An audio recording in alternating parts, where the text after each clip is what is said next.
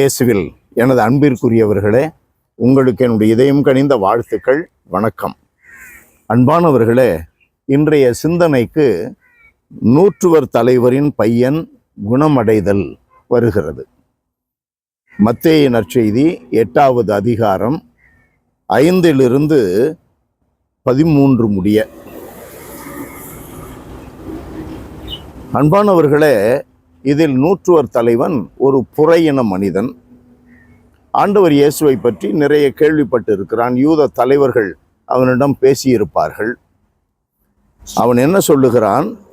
ஐயா, என் பையன் முடக்குவாதத்தால் மிகுந்த வேதனையுடன் படுத்து கிடக்கிறான் என்றார். அன்பானவர்களே, வேதனையோடு இருப்பவர்களுக்கு மருந்து, அருமருந்து இயேசு ஆண்டவர். வேதனைகளிலிருந்து மீண்டு வருவதற்கு ஒரே ஒரு வழி இருக்கிறது என்றால் அது இயேசு ஆண்டவருடைய வருகை. உள்ளத்திலே, உடலிலே, எண்ணங்களிலே, அடிப்படையில் நம்முடைய விசுவாசத்திலே. இயேசு வந்தால் என்ன நடைபெறுகிறது? அவர் ஒரே ஒரு வார்த்தையில் சொல்லுகிறார், உன்னுடைய பையன் குணமடைவான் என்று சொல்லுகிறார். ஆண்டவர் இயேசுவினுடைய வாக்குறுதிகளை நாம் எண்ணி பார்ப்போம். 11 மத்தேயு நற்செய்தி 11:28 நாம் வாசிக்கிறோம். பெருஞ்சுமை சுமந்து சோர்ந்திருப்பவர்களே, எல்லாரும் என்னிடம் வாருங்கள். வேறு மாற்று வழிகள்லாம் கிடையாது. காசு, பணம், செல்வாக்கு, செல்வம், அதிகாரம், பட்டங்கள், இவைகளெல்லாம் இருக்கிறது. தற்காலிகமான, நிரந்தரமற்ற ஒரு உதவியை அவைகளை வைத்து செய்து கொள்ளலாம். மாறாக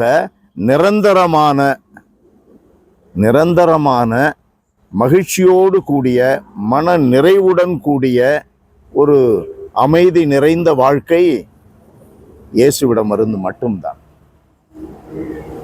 இயேசுவிடமிருந்து மட்டும்தான்.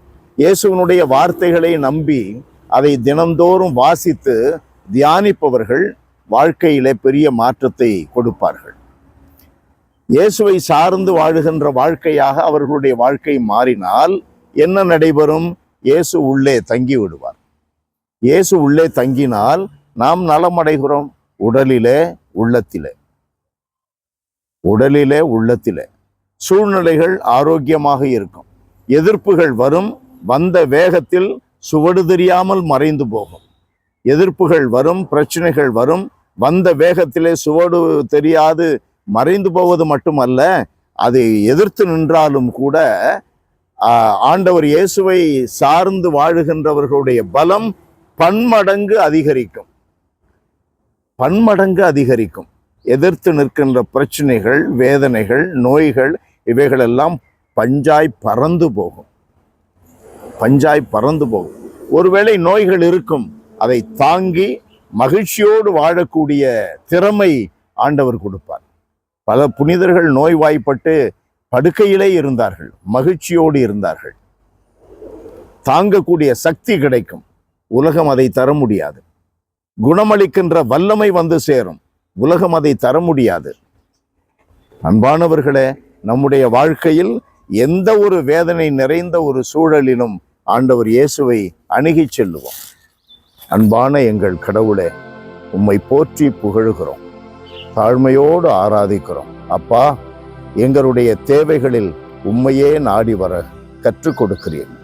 எங்களுடைய வேதனைகளிலிருந்து விடுதலை அடைய நீரே எங்களுக்கு மருத்துவர்களுக்கெல்லாம் மருத்துவராக இருந்து வேதனைகளை தணித்து அல்லது வேதனைகளை தாங்கிக் கொள்ள ஆற்றலை கொடுத்து எங்களை தாங்கி வழிநடத்துகிறீர். இந்த உண்மையை நாங்கள் உணர்ந்து கொள்ள, அதற்கு தேவையான நூற்றுவர் தலைவன் வெளிப்படுத்திய அசாத்தியமான நம்பிக்கையை நாங்கள் உள்ளத்திலே ஏந்தி வாழ எங்களுக்கு அருள்தார். இயேசுவின் நாமத்தில் ஜெபிக்கிறோம் பிதாவே. ஆமென்.